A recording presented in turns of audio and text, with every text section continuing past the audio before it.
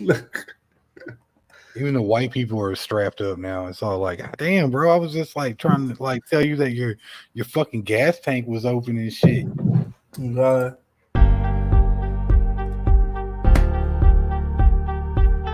Yeah, hand me my phone over there. Hand me my phone over there.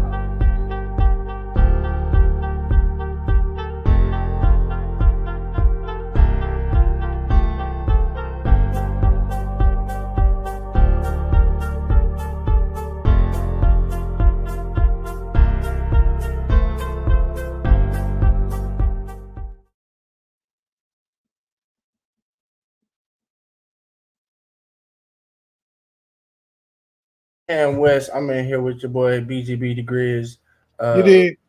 we in here today, episode 14. Appreciate everybody that's been staying tuned with us. Make sure you go ahead and like and subscribe. You can also tune in to us on YouTube. Subscribe over there for our 1,000 subscribers that have already tuned in for us. So let me get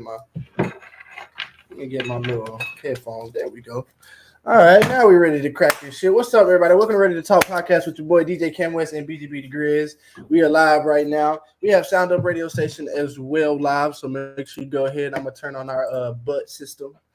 BGB know what I'm talking about, so we are live over there. Make sure y'all tune in on Airtime, aka Live 365 app. You can download that on your phone. You can download that on your TV, on your gaming console, anywhere that you are currently listening to your music, such as like Spotify, Apple Music. You can go ahead and download Live 365. Search up Sound Up Radio Station, and that'll be down there.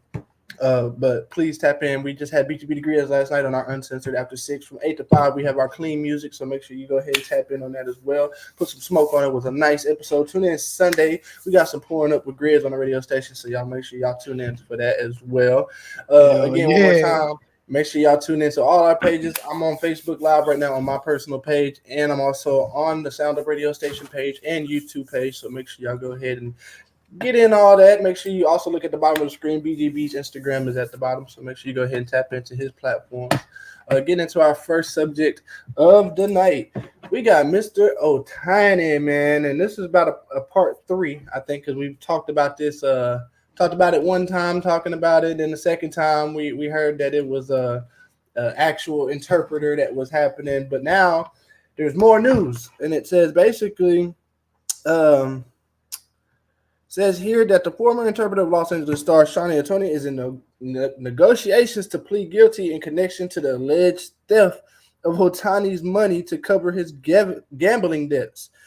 Tim Argo and Michael S. Smith of the New York Times reported this Wednesday. It says the Dodgers announced, I'm not going to try to say that dude's name, but it says he has been fired from his role as Otani's interpreter last month amid claims from Otani's representation that he stole funds from the Japanese star's bank account to cover debts that he owed to an illegal bookmaker. Okay, now we didn't hear about this last time. All we got was that maybe Otani was the one helping and doing all these things, but it turned out Otani kept it professional. He didn't go crazy. He didn't immediately say, it's not me, he's stealing. He didn't go crazy. But it sounded like he worked with his lawyers, his attorneys. He got together and looked like he's going to be able to clear his name and stay free out of this one. So, Grizz, what you thinking over there, man? It's kind of crazy thinking, Otani in the state that he's in would even try this. So I'm kind of glad to hear that it's not as bad as it was. But what you thinking on this, man? What's done in the dark going to come to the light. And that's what happened. For any of y'all, I think y'all going to be sneaking around doing shit. Everything that's done in the dark, yes, sir, is brought to the fucking light. Yes, sir. So when you do, you're fucked. It's gonna be rough for you. You know what I'm saying? I feel sorry for Buddy. He'll never be able to manage nobody for the rest of his whole fucking career. He'll probably never be able to interpret for anybody ever again. Right. You're going to prison, first off, and you're probably going to San Quentin. He said you're probably going to San Quentin. And you know what they say about San Quentin? Oh, yeah, it's not nice out there. They fucking in San Quentin. They said they fucking in San Quentin. Hey, what they said that on that Get Hard movie with Kevin Hart? Yeah. They fucking in San Quentin. Hey, yeah. So y'all let us know what y'all think about Otani's interpreter. Again, this is probably about the part 3 because we have talked about this, but I think this is a great conclusion to a crazy story that's been happening over the past month. Actually, it kind of happened towards the end of March, leading all the way into April. So now it looks like we're getting into some closure. But getting into our next segment, a segment I've been waiting to go ahead and yell, but we got John Calipari in Arkansas. It's official. Your boy is there. He signed a 5-year contract, guaranteed $7 million every year. Hey, the money worth it. I don't give a damn. I heard it and I was like, because they know he worth it. Now, granted, a lot of these people gonna say he only won one. He's only got one. What y'all so happy about? I don't give a damn about none of that. I understand he may not win one off the rip. He ain't gonna win run the second year, but he's gonna get one in that 5-year span. I guarantee you, God willing, he make it 5 years because he is old as shit. Let me just go ahead and tell you that. He old as fuck. I looked at him, I said, damn, I don't remember him looking this old. He got up there. Kentucky put that smack on that boy. But at the end of the day, I think John Calipari is going to come in and do what he does best. Like he said, he's not there to win games. He's not there to win over the crowd, to win over the players. He's there to leave a fucking legacy. He's there to every player that comes across the court, he wants to leave something inside them that no other coach could leave. And whether that's taking them to – we need more Arkansas people in the league, period. Let me just put it like that. We need more Bobby Portises. We need more Jaden Williams. You know what I'm saying? Or, excuse me, Jalen Williams. We only have about 3 people from Arkansas that's in the NBA right now. And 2 of them are like the top players on their team. So all I'm saying is at this point, we got to start looking at our play. If you're a real Arkansas fan like y'all say y'all are, we love our Arkansas players even when they leave. And that's what I be focused on. I want to be able to root on these guys even after they leave. And I can't do that if our coach ain't really making them play to a caliber where these guys are getting drafted highly. Because it's not that they're not going to the league, but they're not playing. You know what I'm saying? They're not getting the play time. They're not getting the recognition that they need. But John Calipari he's going to be crazy. Coming out of Kentucky again, like I said, he only had one with De'Aaron Fox and the guys that are in the league now. But like I said, he shows he knows how to make NBA-ready players. NBA-ready coaches, too. Let's not forget that. He's also had tons of coaches. A lot of people don't even look at that part. Tons of coaches, whether it be strength coach, offensive coach, medical forces that have moved up to the next step because of him and his motherfucking repertoire of what he's done, bro. Like his career is just, he's a good person to just say, man, I worked with John Calipari. Now we have people that are going to want to come to Arkansas and play for him, wanting to understand. And what did he say? I don't know if you saw that damn interview, BGB, but he said, I met the team. We got no team. So that lets me know right now he already in there fucking shit up, and I need him to go ahead and fuck it up the right way. Don't go in there trying to say, do what you do. I feel like he on some Coach Carter shit right now. Hey, man, look. He on some Coach Carter shit, that motherfucker. I'm gonna tell everybody this. Tyson money run deep. Ooh. And Tyson love Arkansas. Come on, man. Come on. Just like Walmart money run deep. Come on, and man. Walmart love Arkansas. Come on, man. If you see, Tyson and Walmart is branded all throughout. Where was the first Walmart? Bentonville. Come on now. What's up with it? Shout out to Sam. You know what I'm saying? Come on, man. Even though Walmart was a lot better ran back then. Anyway, we're not going to talk about that. That's for another episode. But Walmart and Tyson money run deep. No, they do. They do. I'm following. And the whole time, this motherfucker was like, "Yeah, I can't make no comment." The Tyson jet was already in Kentucky. Right. Yep.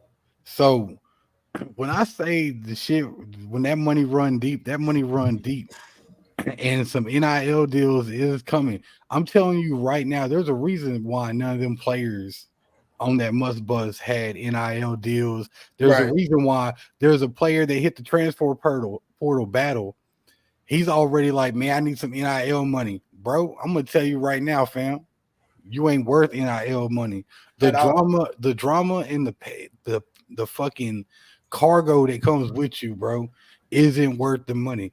This dude's about to bring players that's worth NIL money. Mm-hmm. Like, I guarantee you, some of these players will be big corporate players inside Tyson / Walmart somewhere down the road type shit. If basketball don't work out type players. You heard me? Right.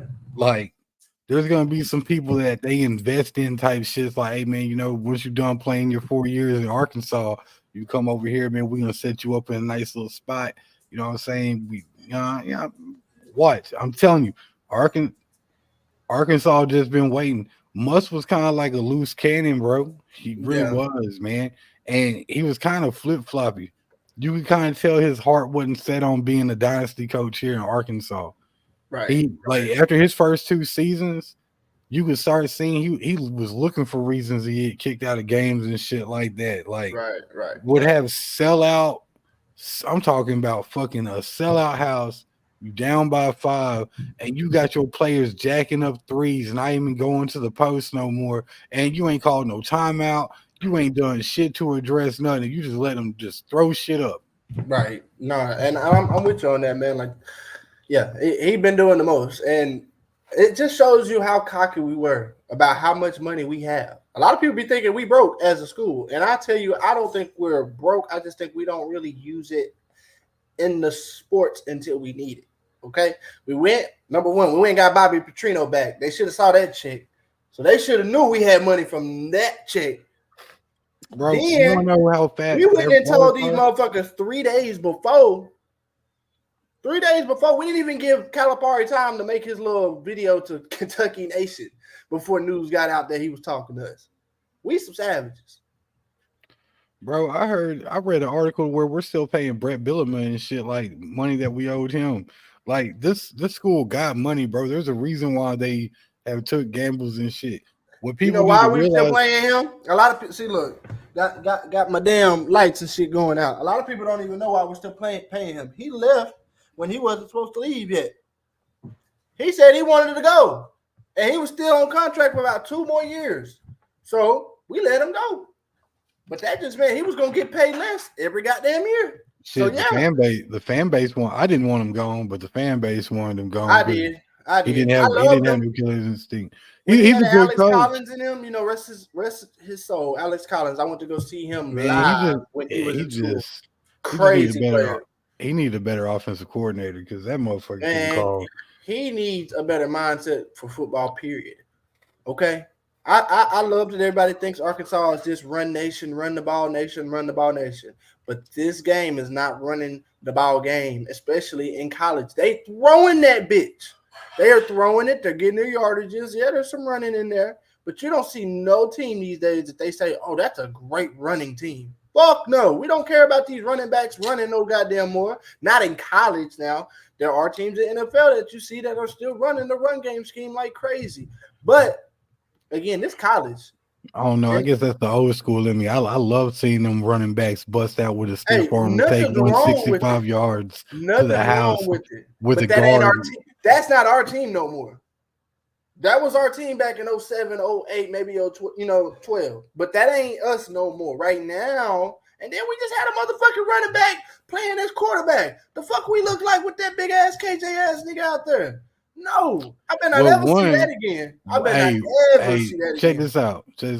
I had to toughen it out. Hey, I'll talk shit about that. In the right scheme with the right person called, you better check it out, bro. He's not a quarterback. He can't throw. I love KJ Jefferson as a player. He's got the heart. He's got the motherfucking the strength and toughness for it. But he is not a quarterback.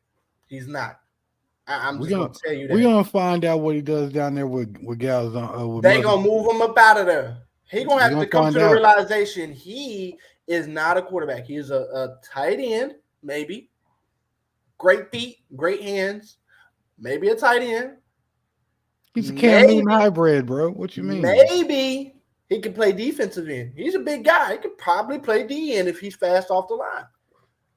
But I don't see him being quarterback very much. I don't see any teams telling him he's going to make it as a quarterback once he gets to the NFL. Let me put it like that. If he wouldn't have botched this fucking season, he was actually high as fuck on the draft board. He was doing good, but he was getting his ass saved. All them little yardages built up for him to have great games. But again, they were little yardages. He wasn't throwing I didn't see no 25, 30-yard passes in games. I Like got a question. I have a question. Yeah. How much time did he have? They actually broke down the Arkansas's pass blocking because their line was so young this past year. What was the average that he had to throw the ball? He had a lot of time. I would average that he had a lot of time, thinking and saying that only because we have one of the biggest offensive line in the game. We actually didn't this past season. We had one of the smallest in the SEC. Not only that, man, but he only had an average of 2.5 seconds to get rid of that. That plays into it too. But then I'll be honest, that plays into it too. We've never dealt with that. We've always had over 6 foot linemen, over 350-pound linemen. You know what I'm saying? So if that was it, then I would definitely say that's a big issue. We had the worst center in the SEC. Like I watched this dude get smoked, and he was our starter, and there wasn't really nothing we could fucking do about it, bro. But right. He was our starting center, and he's just getting smoked, bro. I'm talking about getting tossed to the side, getting drove back into KJ. We can't have Hunter Henrys every year. We got lucky with Hunter. Hunter was something special. Hunter was our Gronkowski. He was our motherfucking Travis Kelce. You know what I'm saying? Man, I tell you a Razorback player that was slept on. Drew fucking Morgan. Oh, I already know where you're going. Drew Morgan was really slept on, bro. Yeah, and I understand he got hurt his last year, which hurt him kind of bad, man, from going into the league and stuff. And his size, he was a Wes Welker built. But dude, I'm talking about when it came down to, hey man, we need 3 yards. That little stop out that he used to do, boy. He used to fuck, dude. We should have beat Alabama, bro. I don't give a fuck what nobody says. You know how many times Alabama's gotten away 4 times less than a touchdown, bro? No, for real. I would say my most slept on Arkansas player is definitely our hometown Ryan Mallett. He's definitely one of those that when there's a conversation about quarterback from Arkansas, I don't see his name. I see it, but I don't see it as much as I should. I feel like he was one of our most unspoken quarterbacks that actually not only after he left, but like he left a stain on just the game itself as far as Arkansas quarterbacks and how they played. Nobody played how he could play. When you talk about Arkansas quarterbacks, the only reason why he gets left in the fucking left out of the conversation was because of the and I'm not trying to speak ill on anybody, but the issues that he had in the league. Right. Well, I mean, when you come into the league right underneath Brady, for as long as he was underneath Brady, he was underneath Brady for like 2 years at first. 2 years is too many. I don't care what nobody says. You can't come up under Brady and then think that it's just going to be good for you. There's a lot of people who came in the league under Brady and didn't make it. Well, see, man, people think about. Here's one for you. When he was with Houston, he missed a team flight. Right. That's gonna get you kicked off the team. Yeah, and he had every chance in Houston to be the running man. He had every chance. The dude, and he had the same opportunity when he was in Baltimore. A lot of people forget that he was in Baltimore. Yeah, he could have. Him and that guy, what was that number 17 guy he was going against? They ended up going to the Broncos. Falco. No, not him. I can't think of his name, but he was number 17. He ended up playing for the Broncos underneath Peyton Manning right before he retired, and then he ended up taking on it. And he had a good career. He didn't have a great career because he didn't win any Super Bowls, but he had a far better career than the guy we're talking about. But again, I still think he slept on just because, again, like you said, he just wasn't really as talked about when they talk about quarterbacks. And I know people want to go all the way back, but we do got to think about his win rate was crazy when he was at Arkansas. He's the only Razorback quarterback with his own theme song. Y'all can go look it up. Ryan Mallett had his own fucking theme song in Arkansas, bro. See, I didn't know that. Yeah, what the fuck? You better go hit YouTube, bro. Shout out, man. Like Ryan Mallett had his own fucking like theme song and shit. He held the record, man, for a grip. I think KJ broke it and then dipped out like a pansy. I don't see. By the way, I don't get why players break records and then dip out, man. You might as well stay, build up your legacy. Right. Fuck the bullshit. I mean, for real. Getting into our next subject of the night. We do have trivia time. Our first game out of 3 games that we're going to play tonight. BGB, are you ready over there with the trivia? If not, I do have some trivia for you tonight. If you want to take a wind, or we can give you a few seconds to look it up. Again, make sure y'all go ahead, tune in. We are live on the YouTube and Facebook Put me right in the now. hot seat. Put you in the hot seat. I ain't scared of no hoe. Know what I mean? I ain't scared of no ghost. Okay. So we'll save trivia time actually for our guest that's coming in tonight. Y'all make sure y'all keep tuning in. Hopefully we'll have a guest tonight. Outlaws coach coming in tonight. Make sure y'all tune in for our youth spotlight section. Even though we do say youth spotlight, he is a youth football coach. So don't say, "Oh, that nigga ain't no young guy." You know what I'm saying? He is a youth football coach that's coming in. So we'll go ahead and play a lot of time to the youth. Definitely. I mean, we'll go ahead and play "Ready to Name That Song" because that's going to be easier and that's going to be right up your alley. And I don't know how much of a music guy he actually is, so I don't want to put him in the hot seat on anything like that. But basically, the way we go ahead and play "Ready to Name That Song" is how we play all our other games. I will give BGB 6 questions. We're going to see how many questions he can get right. Now, the way we do these questions, they could be fill in the blank questions. They could even just be like, just guess the song in general. So maybe he'll have to finish the lyric. Maybe he'll have to finish like a word, or maybe he'll just have to guess what's the name of the song. Or if he can just give me the artist, he can go ahead and get the point too. So are you ready to play? Ready to name that song, BGB? Yeah. And Country Boy Kev, we see you out there in the comments, man. Appreciate you for tuning in. Yeah, appreciate that. All right. You ready? Let's see our first song of the night. Guess the song. Quote unquote, when you leave, I'm begging you not to go. Call your name 2 times 3 in a row. Now, I do have multiple choice for you. All right. Again, let me say the quote again. Guess the song. Quote unquote, when you leave, I'm begging you not to go. Call your name 2-3 times in a row. A, Crazy in Love. B, Diamonds, Rihanna. C, Call Me Maybe, Carly Rae Jepsen. Or D, Stay With Me, Sam Smith.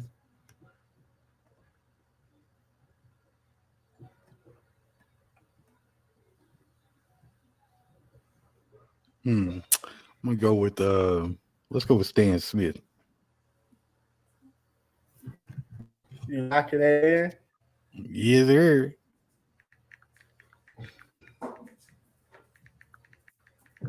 You sure? Yes, sir.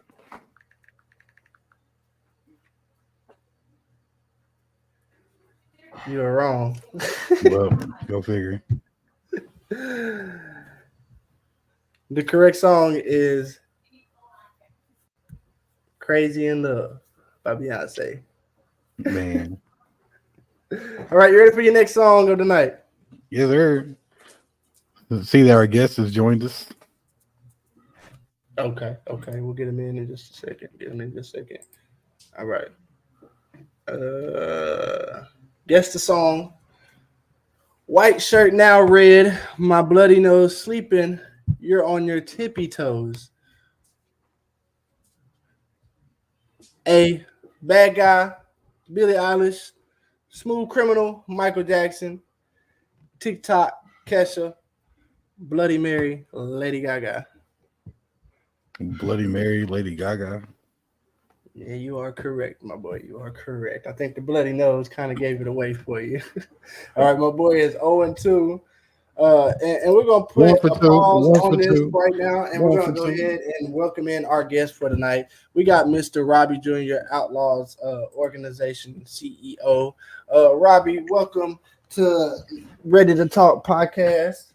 How you doing over there, my boy? It's all good. Yeah, can y'all hear me? Yes, sir.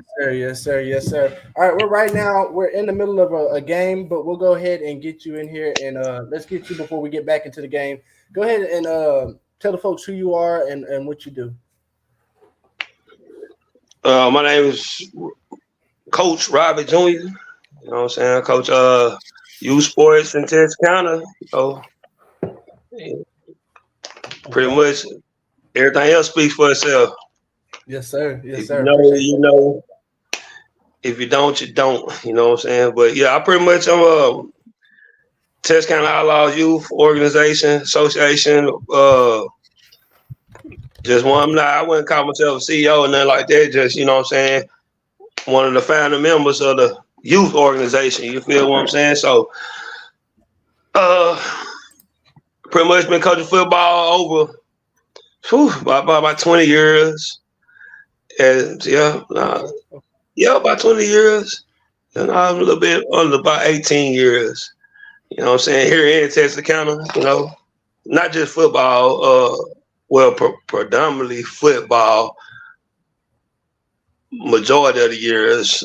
Just recently we decided, me and a couple of friends decided to start coaching T-ball, baseball, do basketball, but football is the main sport. You know what I'm saying? I've been around in football in Texarkana for majority of the time. That's what I'm well known with, the football. Yeah.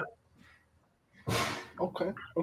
Well, we do have you on our special spotlight of Ready to Talk called You Spotlight tonight, brought to you by BGB the Grizz himself. Before we hop into another game, we're gonna go ahead and cancel that last game we're playing since you are here, and we didn't really expect you to kind of know how to play that game. You know, it involved a lot of music that was like popish and things like that. So I wasn't gonna put you in the hot seat on that tonight. But we do have two other games that we play tonight, so I'm hoping that you can sit in for just a few minutes with us and talk with us and vibe out with us for a second. I'm gonna let BGB take it over for now and give you a couple of his questions that he has for tonight, and then we'll hop into another game for tonight. What's good with you, Robbie?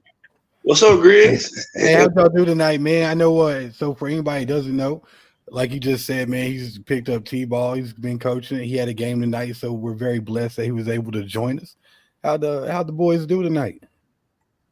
We won 2010. Yeah, you know, light work. That's amazing. Little light work. Light work. I don't really, you know, it's light work. It was a good game. 2010 against the Warriors team. You know, we right now I think we're sitting at 4-0 on the season. Looking real good to have a high percentage chance to finish the season undefeated. You know what I'm saying? I think the biggest thing is just continue to find ways to get better. You know what I'm saying? But, you know, 2010 tonight against the Warriors team. Won't play again until next week. So, yeah. All right, man. So, hey, that's good, man. Congratulations on y'all's win. And looking forward to see if y'all actually go through with being undefeated. You know how them kids can get a little rambunctious towards the end of the season. Yeah. And like I said, it's T-ball, so it's to be expected. You know what I'm saying? So that's 6 and under. So it's to be expected as far as the hyper with the kids being super hyper. Like I said, that will make it special. That I think, you know what I'm saying, being able to play with the level of focus that the kids have, and you know what I'm saying, the concentration, demeanor. You know what I'm saying? Cause we done been in some tough games already, and you know what I'm saying. I shout out to the parents. I want to shout out the parents. You know what I'm saying, because without them, we wouldn't be able to do what we do. We might be a little bit aggressive as far as our tone and stuff, but I think all the parents understand it's all out of love, you know what I'm saying? And we just want the child to do their best and what we know they're capable of doing. So, you know what I'm saying? It make it a little bit easier to coach, you know, once you got great parents, they allow you to coach, you know what I'm saying? So, yeah, shout out to the parents. Hey, most definitely, man, for real. Parents, y'all do make a difference, man. So, one thing that I've seen, we'll get into that a little bit later, man. But yeah, definitely gotta have the parents involved a lot more. So, Robbie, I got a couple questions for you, man, just to see how well you is as a coach and let people know who you are. All right. So, my first question for you, man, because I know you're a father at the end of the day as well. So, has coaching made you a better dad, or has being a dad made you a better coach? I want probably being a dad probably made me a better coach, because a lot of the kids that I'm able to coach and have around has been around me for a minute, and I'm gonna say dad, cause I think a lot of people, you know what I'm saying? Like I said, as a parent, you look at a person and like, you know, type of father they is and how they react. You never heard anything negative about them, you know. So I guess being a father make me a better coach. Being a dad, I am a better coach. You know, so I'm not the perfect dad. You know, so I can do things a little bit better. We can do things a little better. I'm talking me and my kids, you know. But overall, I think being a dad has made me a better coach. Yeah. I feel that, man. Yeah, definitely, man. I'm kind of feel like I'm split between because I feel like both of them has either helped me be better at the other. Like coaching helps me see different outlooks on how kids view the world nowadays versus how we used to view the world. And then, but at the end of the day, I still want my son to have be strict about how he moves through the world. You know what I mean? So I think, man, they both coincide within the other, man. They make you to be a better man at the end of the day. Yeah. And let me elaborate. I already say. So basically, you know what I'm saying, I have my oldest son, he doesn't play sports, you know what I'm saying? He just recently, you know what I'm saying, decided that he didn't want to play sports. So, you know what I'm saying? So, you know, I think a lot of times, you know, being a dad and coaching at the same time, it kind of like, you know, I don't think everybody fit to do that. You know what I'm saying? You know, I mean, like I said, man, it just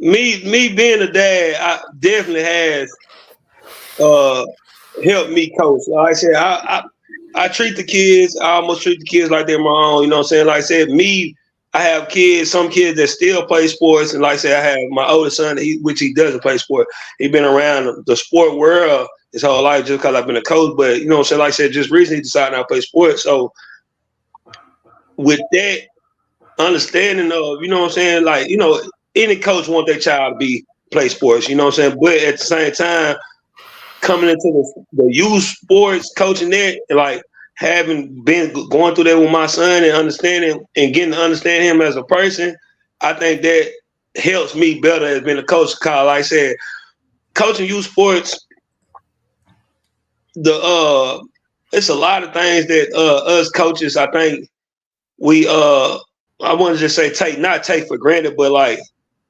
I don't think a lot of coaches, like, you know what I'm saying, just really just think about it, you know what I'm saying, like for so the wins and all that stuff, wins, losing, you know what I'm saying, all that stuff is part of the game, and you know what I'm saying, being just the whole development is part of the game. But like this youth sports is bigger than just developing a child, or you know what I'm saying, it's about having him mentally prepared. I think that's what develops the child at a youth age, having them mentally prepare for, I guess, you know what I'm saying, a skill development, you know what I'm saying? Like, you can skill development all day, but the child not mentally prepared, they're gonna fold. For what? Yeah, for me, I mean, not necessarily just fold, but you know, for what it takes to play the sport. You feel what I'm saying? Like, what we do is not to punish nobody. You know what I'm saying? Like, we don't come to practice every day to run. So if the child like not mentally prepared for that, this is what we do. Yeah, we got to do this to get better mentally.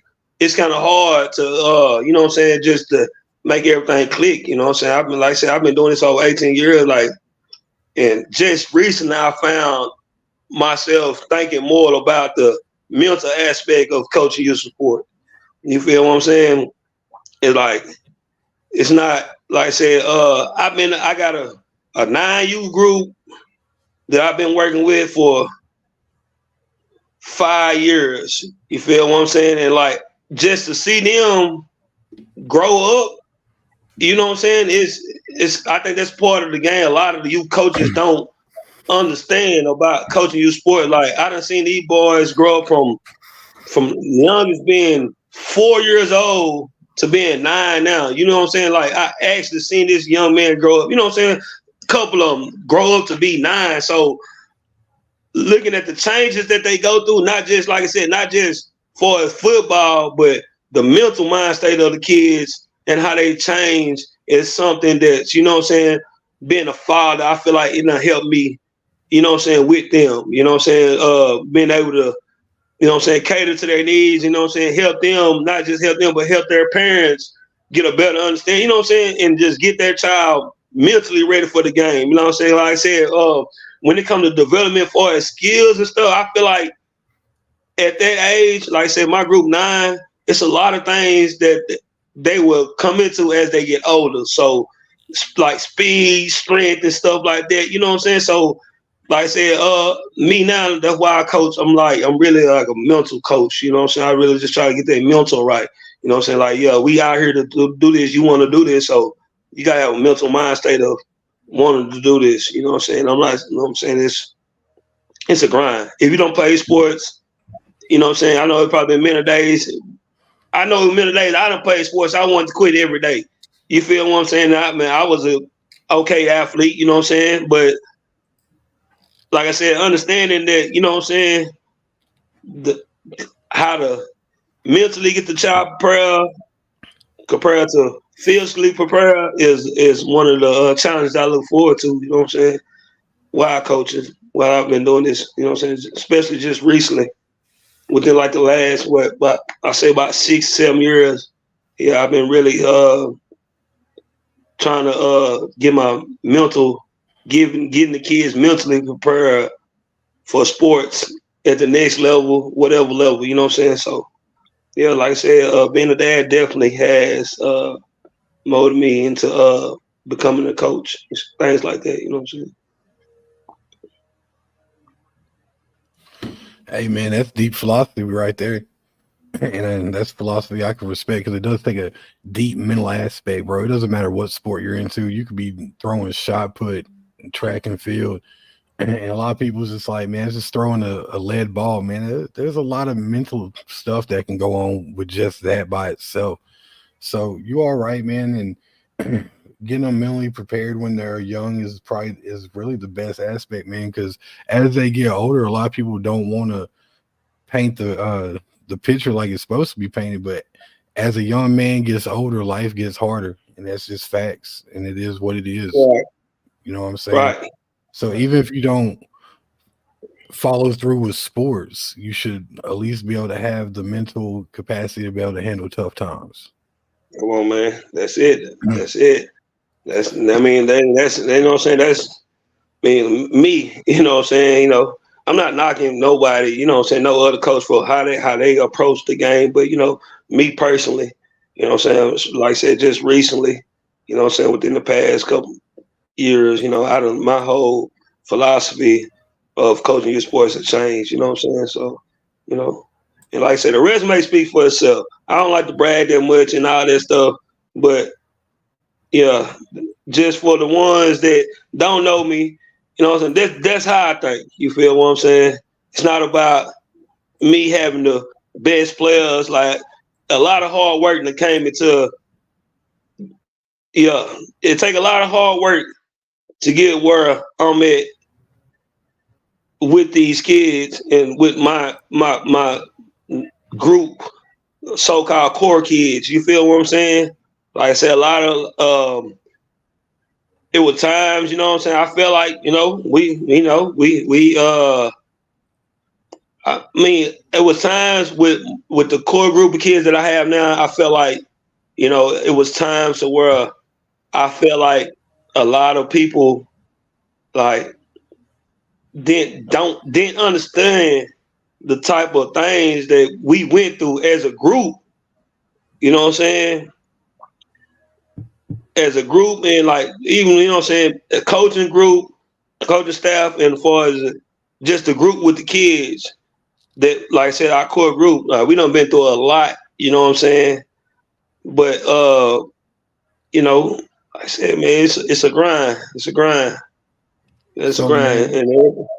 So I'm gonna brag about you for a little bit, man, because what you just said basically leads into what I was gonna ask you next. So for any of y'all that don't know, is Robbie, with this core group of kids he's had for the last couple of years, has went back to back to back to back. That's 3 times in Texas sport became East Conference champions. What were some of the challenges that you actually had to overcome, man? Like, you know what I'm saying? Texas sports, you travel a lot. Uh, that's a long road, man, constantly, especially in the playoffs. You're never at one place, actually. You have to travel. So, what were some of the challenges that you had getting back to that spot 3 times in a row, man? Because that's actually a good accomplishment. That's a great accomplishment, man. It's something that we don't really have here in Texas County. You did that, and you should, you deserve your flowers, and you know what I'm saying. But what were some of the challenges, man? Because it didn't come easy. No, it definitely coming. Just to recap, I'm gonna brag on the group again. Like I said, you're right. We done been to the state championship in Texas Sport 3 years in a row with the core group that I have. Well, I'm gonna just speak of me as a coach. The been there. The core group that we have started out with there was last year on flag, which was back in 2020, something like that. But that was the first year we entered Texas Sport, and was able to make it to the state championship. We haven't won one. You know what I'm saying? That's what we chasing now. We trying to win the state championship. Like, feel like the Buffalo Bills. It don't matter, you know what I'm saying, how many times we make it there. As coach, I'm going to speak on that. As coaches, we can make it there all the time, but we're not winning. We need to do better. Like I said, and that's a challenge trying to get better. But like, I think one of our main challenges was, you know what I'm saying, and doing it was going into the next year. You know what I'm saying? Like, we won it at 6U and we won it twice at 8U. We won the Eastern Conference twice at 8U. Twice on 8U and once on 6U. The biggest challenge, I think, me as a coach and the group of kids that I have, the biggest challenge has to be the bringing different kids in the following years. You feel what I'm saying? Like I said, we got a good core group of around maybe 15, 12 kids, a good core group of like 12 kids, but like that's from defense and offense. It's like 12 of them. It's a core group that's been together since that last flag year, since our first run at the state title. The biggest challenge, like I said, is bringing them in with another group of kids that haven't played with them before. You feel what I'm saying? Or haven't played under us as coaches. I'm gonna put it like that. Is trying to find ways to fit them in, the newer kids in with the core group of kids that we already have. I think that's one of the biggest challenges that we done had to go through and being able to overcome and getting back to state championship game. It's just like I said, finding that right mold and like I said, finding the right mold, having the right parents on board, and just see, them believing in you and allowing you to coach their kids, you know what I'm saying, and do what you do, you know what I'm saying, because I know, if the parents don't trust you, it's hard, you know what I'm saying, but don't trust you or don't know you, I'm going to say trust you. It's hard, you know what I'm saying, it's real hard to get that trust with the parents, especially like I said, if it coming in with a new group, or you know what I'm saying, after each season was, allowing other kids, going out to finding other kids come in and play with them. Cause like I said, it was times to where shit, like we have our 12 core group of kids and like, damn, we can't find nobody to add on with them. So we'll look up and go get fucking 9, 8 more. Now we gotta, get it right, put it together. This is what you got. I'm not a big recruiter to go out and I don't call out. I'm not a big recruiter to where I'm out, asking you this, asking you that, you know what I'm saying, trying to get the child in. Like we take what we get and we go from there. You know what I'm saying? Like I said, we've been blessed with the core group of kids that we have and parents, like I said, to continue to do what we do. Like I'm actually been trying to working with the younger groups and like continue to build. Like, you know what I'm saying? I used my 9U as you know what I'm saying, stapler, you know what I'm saying, how we do things, and we try to do things better than what we did before. You feel what I'm saying? So that's big too. Like I said, you know what I'm saying, people get comfortable with what they did before just because they can get to the championship game. And I feel like, oh yeah, it's good. We can do the same thing and get back there. Shit don't work like that. You know what I'm saying? So you always gotta find ways to get better, even when, you know what I'm saying, when you feel like you're the best or shit like that. You know what I'm saying? So like I said, that's one of the biggest challenges is just continue to find ways to get better and get back to that place, and you know what I'm saying, and the bringing different kids in, parents or whatever it is one of the biggest challenges. Definitely some challenges. Definitely. That's what I'm talking about, man. We got Mr. Robbie Jr. on here on the Ready to Talk podcast. Make sure y'all tune in. We are live on YouTube right now. Make sure y'all like and subscribe. We are over 1,000 subscribers now. We just celebrated 500 subscribers at episode 10. We are now episode 14.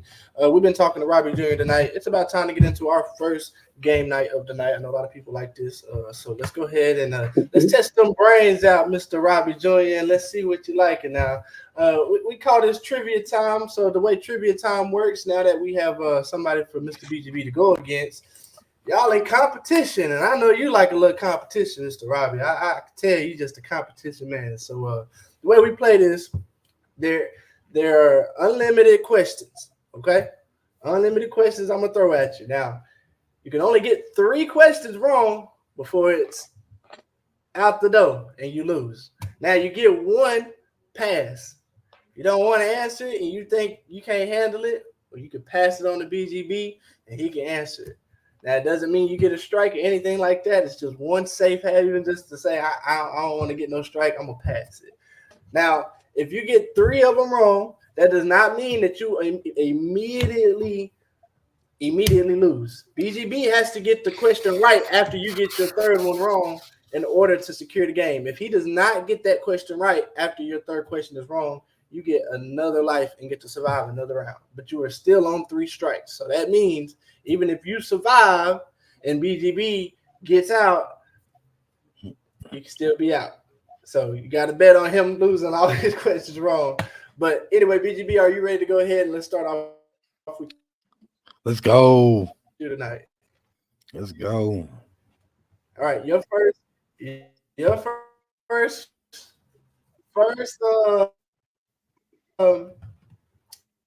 trivia tonight. Which movie features a young boy who befriends an extraterrestrial and helps him return home? That would be E.T.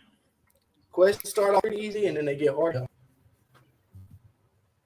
Which movie features E.T. a young boy who befriends an extraterrestrial and helps him return home? E.T. Right? Robbie, you ready? Can you hear me over there? I'm ready. Can Robbie, can you hear? Okay, I was just making sure my light don't went off for shit. I'll make sure you can hear me. All right. You sure skipping? I hear you good now. Getting into our next one. Again. Okay. All right. In the Harry Potter series, what is the name of Harry Potter's pet owl? Oh man, I'm gonna pass. Hedwig. You gonna pass? Yeah, I'm gonna pass. BB said Hedwig. Okay. All right. Now that's your only pass. You're the first guest out of all the guests we've had to pass on the first question. All right. No, I've never seen Harry Potter. All right, Robbie, you ready for your next question? Never watched Harry Potter. Hey, I got that right. All right. Did I get that right? Yeah, you got it right. Okay. Right. Yeah.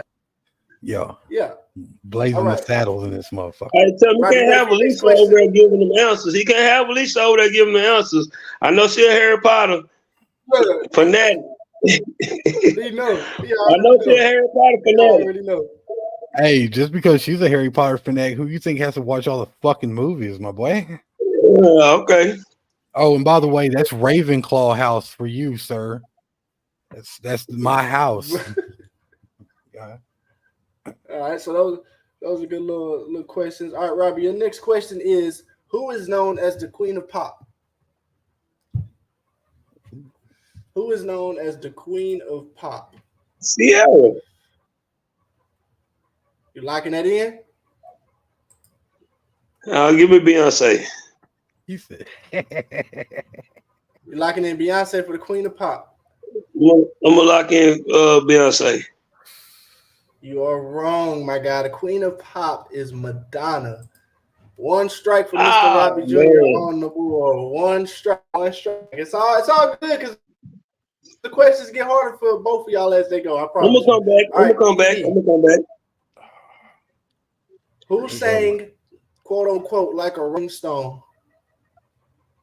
Who sang quote unquote like a Rolling Stone? Shit, was it the Rolling Stones? You liking that in? Yeah, fuck it, I'm locking that in. You are incorrect, my boy. The correct answer is Bob Dylan. He created the song called Like a Rolling Stone. All right, both of y'all got strikes on the board. See how easy it is, Mr. Robbie? You get him over there, get him trickled up in his mind. You never know what it is. So both of y'all got strikes on the board. All right, Mr. Robbie, your next question is: which river runs through Egypt? Which river runs now? Now. I'm locking in now. Locking that in? Yep. You are correct, Mr. Robbie Jr. The Nile River runs through Egypt. All right. BGB, you ready? Let's go. In which country would you find the Sydney Opera House? That would be Australia, mate. Okay. All right. Y'all got them right. All right. Robbie, your next question. Again, both of y'all. One strike. Don't see who's going to get out of 3 strikes. Next question. In what year did the Titanic sink? Again, these questions do get harder as we go along. What year? Icebergs. Frozen bodies. If you can get about 10 years close to it, I'll give it right to you. Okay, bet. Get it right on the money. You ain't got to get it right on the money, but if you can get close to about 10 years to it. Let's go 19. Let's go 1946. You locking that in? I'm locking it in. It was a great answer, but it was incorrect all the way. The correct answer is 1912. 1912. Shit. So I got 2 strikes, right? 2 strikes. Yes, sir. 2 strikes. 2 strikes. You're still in it. You're still in it. All right, BGB. What was the name? Actually, no, not that one, because everybody knows that shit. Not giving that to you. You should have learned that one in school. All right. During which war was the Battle of Gettysburg fought? That'd be the Civil War, guy. What type of war? What type of Civil War? It would be the United States Civil War. You locking that in? Y'all, the Battle of Gettysburg. Yeah. I gotta give that an incorrect. It's the American Civil War, not the United States Civil War. Wow. Yes, sir. Yes, you were close. But it was the United States Civil War. United States. Something we all learned in school. But it's okay. You both for 2 strikes. You're both neck and neck once again. Mr. Robbie. Jeopardy would have gave me that one. I don't know. But we're gonna keep it moving. Mr. Robbie, what gas do humans need to breathe in to live? Shit, oxygen. Okay. You got that one. All right, Mr. BGB. What kind of animal is a Komodo dragon? That'd be a reptile, sir. Not what species, what type of shit, animal. Here you go. Well, it'd be a dragon, sir.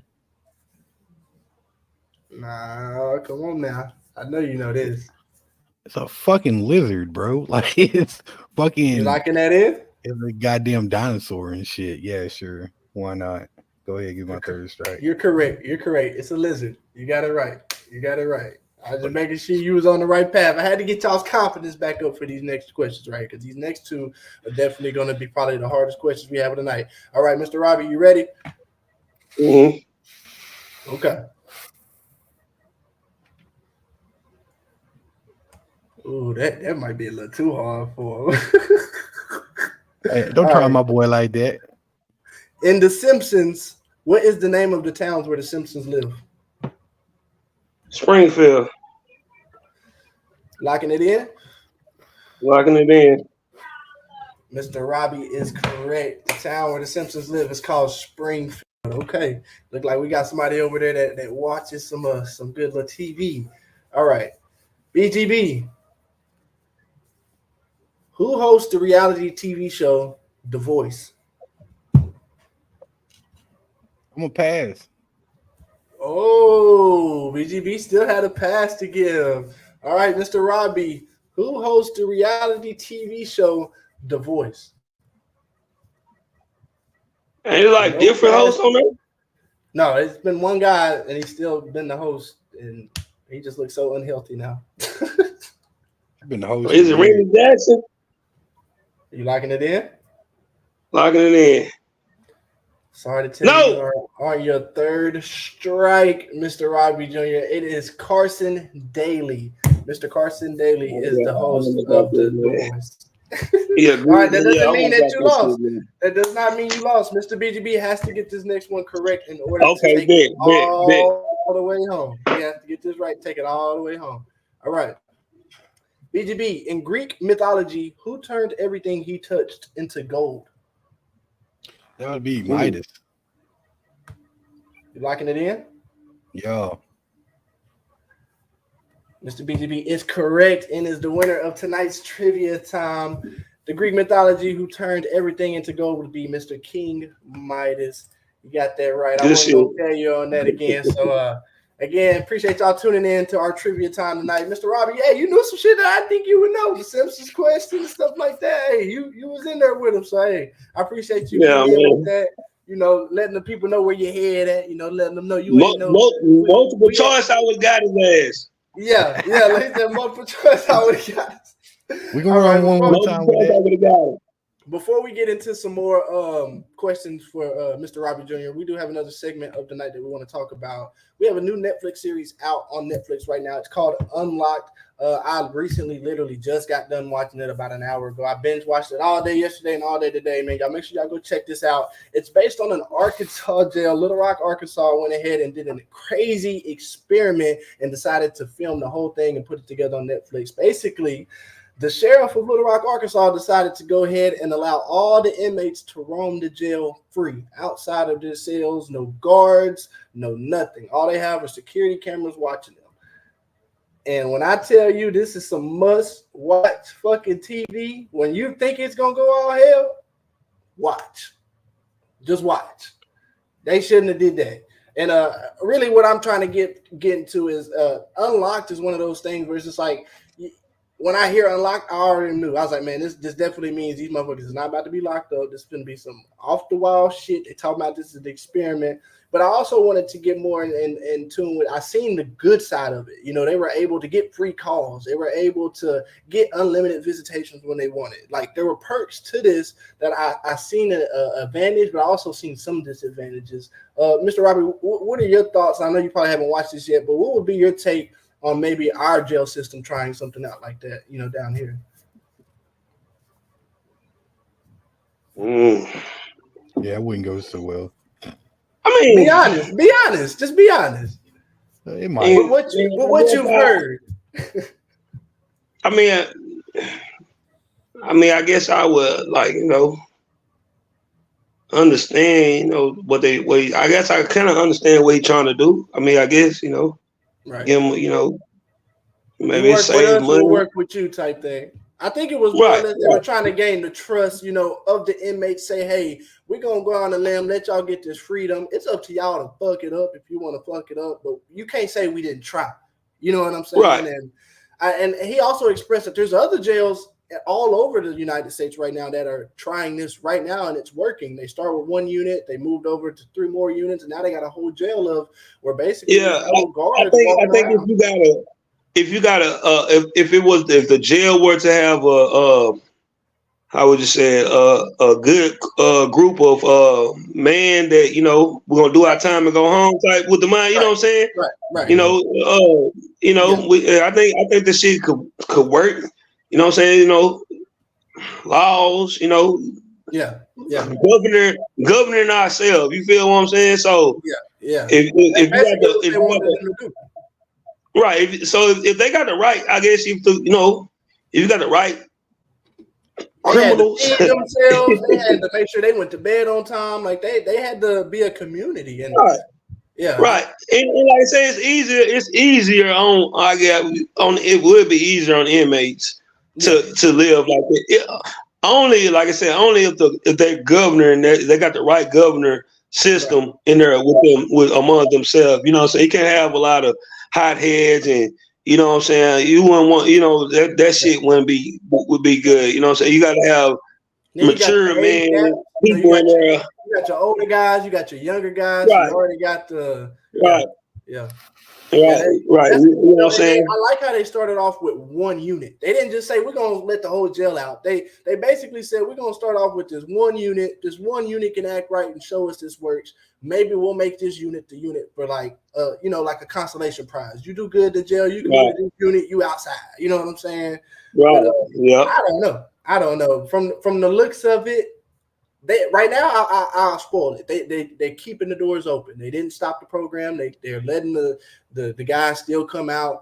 But if I was the sheriff, I would have stopped that shit from what I saw in the documentary. And I feel like once he looks at the documentary, he'll probably be like, damn, I didn't catch all that. Because there was some stuff on there that, Netflix ain't going to tell them boys shit. They come in there to film a show. They want all the nitty-gritty, all the dirty. They want everything. And so I really felt like there was a lot of things that Netflix wasn't going to tell him just so they could be able to put it out. But who knows? Maybe they were in communication. But BGB, what you thinking on that? This is something it's a touchy subject, but it's open ears for a lot of people now. All right, so this is how I feel about it, man. All right. So jail fails the system because it never rehabilitates shit. Right. So people go to jail, get out, and find out they're better off in jail. It's a lot easier in jail, bro. I'm gonna get 3 meals a day. It's gonna be 3 shitty meals a day, but I'm guaranteed to eat. I don't have to worry about no bills, no responsibilities, and shit like that. I really feel like jails, man, since especially most of them are privatized, really need to do more or spend more money on finding ways to rehabilitate people and get them ready to go back out in the world. This isn't 1990, man, where motherfuckers isn't hiring felons, bro. All these companies are looking for help. So being a felon isn't going to keep you from getting necessarily a job. It may prevent you from getting the job that you fucking want.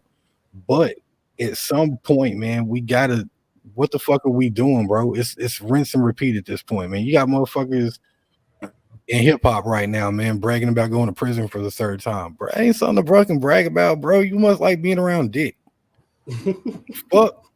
Like the hell, man, that's nothing to fucking brag about, dude, at any goddamn point. If you're, matter of fact, man, for all the young men, if you are surrounded by people right now and they brag constantly about how many times they've gone to jail like it's a goddamn door prize, get away from them people. Yeah. Get away from them fucking people, bro, because it's not, bro. There's nothing glorious in jail. You know what happens when you go to jail? You watch your car disappear. You watch your house disappear. You watch your bitch go suck another dick. Like, bro, like you lose everything once you go to jail, bro. Like it's nothing glorious, bro. Like they be running up. Very few people are calling shots. Right. You know what I'm saying? So, but at some point, man, we have to find a way to rehabilitate these men. So when they come out of jail, they're not trying to go fucking back to jail. Period. Right. It doesn't matter who the fuck they are. Everybody needs an opportunity to be rehabilitated and let out. Everybody deserves a second. Well, I'm not going to say everybody, man, because motherfuckers like Dahmer didn't deserve a second chance. People like that don't deserve a second chance. I don't feel like pedophiles deserve a second chance. But I feel like if you're not gonna be in there and you're not in there for violent crimes, and like he said, you got the mentality like I had when I did my fucking bid. I'm gonna come in this bitch. I'm gonna keep my nose down. I'm gonna read these motherfucking books. I'm gonna do all this shit. Because a lot of people don't know, I got my motherfucking GED while I was doing the bid, bro. I went and did something while I was in there. I kept myself out of trouble, kept myself away from all the bullshit, kept myself away from them motherfuckers telling me I was gonna be back and I was gonna be doing a bid in prison. I kept myself away from that shit because fucking 4 months in Polk County, bro, that's not the fucking life you want to live. There ain't no pussy in that motherfucker, bro. Bunch of fucking dudes, bro, talking shit and boasting their ego the whole goddamn time. You don't want to be in that shit. Right. Got my GED, kept my nose down, and I put myself in any course that I could possibly get in to make myself hireable when I got out of jail. That's what the fuck I did. And I got a couple of like achievement, fucking deals while I was in there from the Arkansas workforce for the shit that I did. But at the same time, man, a lot of people aren't blessed like that to have opportunity like that. And I feel like if the correctional systems actually gave a fuck about these men that they're locking up, most of them are locked up over fucking possession of marijuana. Let's be fucking real, dude. Like fucking weed, bro. Are you fucking serious? But that's neither here nor there. But if them dudes had a way to, I don't know, further their education easier, get into programs, learn business, you know what I'm saying? A hustler in the street can do wonders for $1 billion corporation, bro, if he's put in the right position and he don't have to worry about slinging a couple grams after work because he ain't fucking making money. Come on, man. Like, think about it, bro. Like, this is real talk, man. Like, hustlers are bound or fucking great when you put them in situations like that to where they have resources. They're not having to worry about hustling and doing this shit. But at the same time, man, a lot of those great minds got caught up on the wrong path when they were younger. And there's no reason why charges on weed get you a longer sentence than fucking you murdering somebody. And I said what the fuck I said. Y'all got a problem with it? Come see me. Yeah, y'all let us know what y'all think on that new Netflix series, Unlocked, Arkansas Jail. We got our special guest, Robbie Jr., in the building tonight. I'm going to go ahead and let BGB get in. I think he has one more question for you, and then I'm going to go ahead and let you shout your stuff out and roll out of here because I know it's getting kind of late. I know you got a regular life and a regular job, but we do appreciate you coming in, man, and vibing with us, playing a game with us and stuff. But again, I'm going to let BGB take it on, and we'll get up out of here with you, man. All right, Robbie, man. So we come from a lot of the same stuff, and I know you have a view on it. And I don't want you to feel like you can't say this and that because I'll probably say it for you. Is there anything you'd like to see change in the youth sports here in Texarkana? I mean,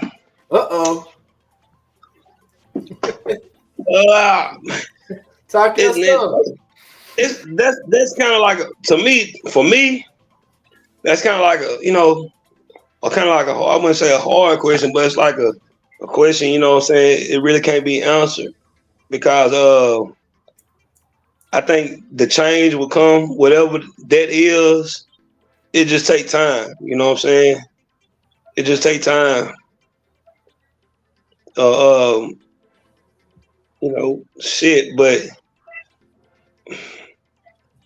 I mean, really, I really can't. It's really hard to even think of any change that that I like to see. You know what I'm saying? For that part, but the changes I like to see, like I said, it takes time, and I wish that the city of Texarkana gave more opportunities, you know what I'm saying, for every sport being played in the city, you know what I'm saying? That if that makes sense, you know what I'm saying? Work, like, you know what I'm saying? We got soccer, fucking baseball that's governor and ran by the city, you know what I'm saying? And like how it's the city Texarkana Youth Basketball League. There's no Texarkana Youth Football league or nothing like that. Or no, nothing that's the city that I feel like the city help with. You know what I'm saying? When it comes to youth sports, that so that's a change that I would like to see in youth sports. Just the city being more involved in helping every sport that's been conducted around and participating in among the kids. You know what I'm saying? Yeah, and I feel that, man. And we've talked before, and you know how I feel about how the city should be more involved with the basketball programs, because during basketball season, we have a bunch of youth organizations. We have a couple of different leagues. Nobody can ever rent out gymnasiums. Nobody can ever get practice facilities. Nobody can ever, like, I'm being dead serious. Texarkana, Right. hear us out. There should be no reason why a youth organization cannot get off the ground in Texarkana because he can't find a football field, and y'all got 12 to 20 soccer fields dedicated to soccer that y'all only use 3 to 4 months out the whole year. That part. And it does nothing. You have a zillion baseball fields, and you don't even use most of them. Most of the games are held at Spring Lake Park. You got the park over there by the federal prison that hardly ever get used unless the baseball fields in Spring Lake Park are overused. So we have a lot of fields, man, that's sponsored by the city of Texarkana that can be converted into a football field for any youth organization to use. And for one, like you said, Texarkana is one of the few cities that does not have its own youth league, and we have over 100,000 plus people in this area, and we don't even have our own interim city league, to where anybody like myself who has a youth organization been looking for a way to get it off the ground just because they want to be involved with the coaching and make a different impact on the community. That makes it hard, because if the schools have a youth organization, they already got the fields locked down, and they basically can say yay or nay if you get to use the field or not. So it's really difficult in Texarkana, man, for basketball and football. And I really feel like if this gets across to any of the people in city chambers, y'all really need to take in consideration, because that's a lot of money y'all are missing out on hosting jamborees for basketball, jamborees for football, 7-on-7s for football, skills and drills camps. I mean, we've had stars leave Texarkana that would love to come back and do skills camps, but there's nowhere to do skills camps because you have to go through some red tape here and there to get fields and get insurance and stuff like that. And that's part of the game. But that's some things that we need to look at making a change in the city of Texarkana. If you really cared about your youth like you claim you do, man, y'all would make some different moves, because right now, I understand us adults need some coffee, but y'all ain't brought shit for these kids. And that's a damn shame. And I stand on that. The only other thing I'd like to see change in youth sports is I'd like to see more parents more involved with their kids and stop dropping their kids off like their youth organizations or babysitters. I understand there's work and stuff like that. But as a coach, you go and pick up a kid because their parent tells you they don't have a ride for a game. You drive 2.5 hours this way, come back, and then you pull up and there's 7 cars in the driveway and everybody's getting drunk and loaded at a barbecue. Kids need support. Right. Kids need support, and they want mom and dad there. And for a lot of you parents that think that lifestyle is okay, you don't want to be a part of your kid's life like that, they fucking remember that. So when you're sitting there trying to take that credit when they're in high school and they're getting their scholarship, that's why you see a lot of them kids looking at their parents like, the fuck, man, if it wasn't for my youth coach and my middle school coach, my damn junior high coach coming and getting me and dropping me off from practice, I wouldn't be where the hell I'm at. So I would really like to see a lot more parents take the initiative to be more involved with their kids' athletic career. You signed up, man. You paid the money to put them there. Stop making excuses on not being there, supporting them, getting the pictures. Because once that shit's gone, it's gone. Yeah, man. You know that right there. I mean, like I said, I have been fortunate enough to be around some great parents, you know what I'm saying? So, you know what I'm saying? And you know what I'm saying? That's dead right there. You know what I'm saying? I done heard a lot of coaches, you know what I'm saying, speak on that part of it. You know what I'm saying? I mean, I just don't know like that. I just don't know how to the proper respond that, you know what I'm saying, that would be like you know what I'm saying, appropriate for that shit. Cause you know what I'm saying, if I feel like shit, if your child involved, you know what I'm saying, you should wanna be there. You feel what I'm saying? Like I said, I never had the problems of where, you know what I'm saying, I felt like a parent, not doing their part. Like, now I can't say one now. I'm gonna say this about the parents now, far as speaking on like being there for, you know, so I never had that problem to where I felt like a parent bullshit. You feel what I'm saying? Yeah, you could be, you doing this, I feel like you could be there. I never experienced that. But one thing that I would like to say on the parent, like, far as seeing something change within the parent, like, all right now, you know what I'm saying?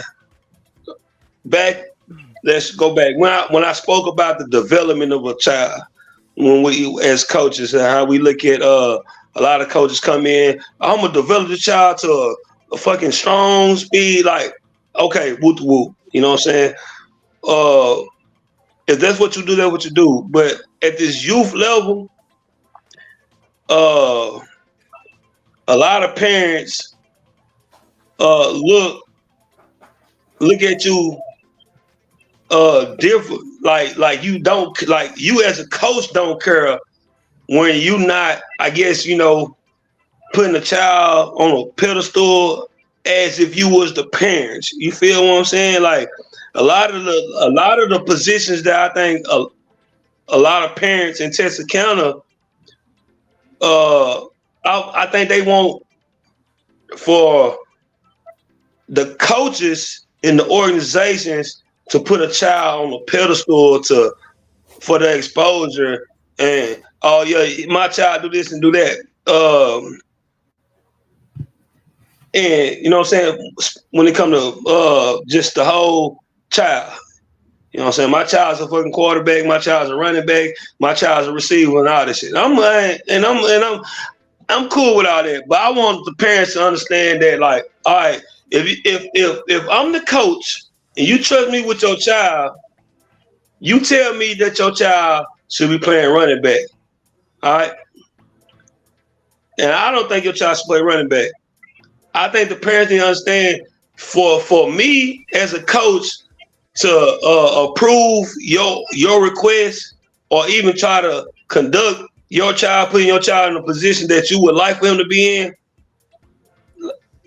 then they need to get more involved. You need to take your child to the proper trainers. You know what I'm saying? The proper things they need, cause once they come to me as a coach, and once they come with this team, and if you ain't got no tape to where, oh yeah, I'm gonna take my child to this training running back or training quarterback, your child gonna be put in the position I want him to be in. You know what I'm saying? And that's not a knock to say that anybody's child can't play the position that they want their child to play. But as a coach, once we start, and if you're not around me and part of that core group that I spoke about, that I know that's gonna be there and stuff like that, it's hard for me to put your child in that position just off the rip. You know what I'm saying? Cause now you want me to go train your child as a running back. Now I gotta take time away from the team to personally train your child as a running back or a quarterback. You know what I'm saying? Which in the whole time, I don't even think he's a running back or a quarterback. Like I said, I'm not knocking. I think like for that aspect, parents should need to get more involved. Looking at it like that, you know what I'm saying? Yeah, parents definitely, like, you can't request nothing. Like, you can't request your child to be this and that if you ain't, you know what I'm saying, putting in the work. So I understand what you're saying. I guess I kind of understand that. But yeah, man, if you want your child, I'm gonna say this: if you want your child to play running back, quarterback, receiver for me, I would do everything in my duty to put them in that position. If you got the proper training, if you're getting that child proper training, You feel what I'm saying? If you getting him a running back trainer, a quarterback trainer, receiver trainer, I can't deny your child their position. You feel what I'm saying? Because once you take your child to the high school and shit like that, you don't get to choose what position they play. Nope. You know what I'm saying? So like that's one thing I think a lot of parents need, not just it don't need to change, but a lot of parents gotta understand that, and it'll make this shit easier, this coach shit easier in town. And it won't be so much out egos or nobody thinking that somebody trying to hate their child out and don't want their child to be successful and succeed and some shit. You know what I'm saying? Like I said, a lot of parents don't get their child a proper training, then feel bad when their child not on that pedestal or thinking coaches not trying to put their child on a pedestal. Like, it's just hard to put your child on a pedestal if he's a, you know what I'm saying? Right. Got to put in a I mean, especially because, man, I've ran into situations where parents have came to me after practice and they haven't been at practice for a couple of practice. Kid goes back, hey, they're picking on me. They're not giving me the ball.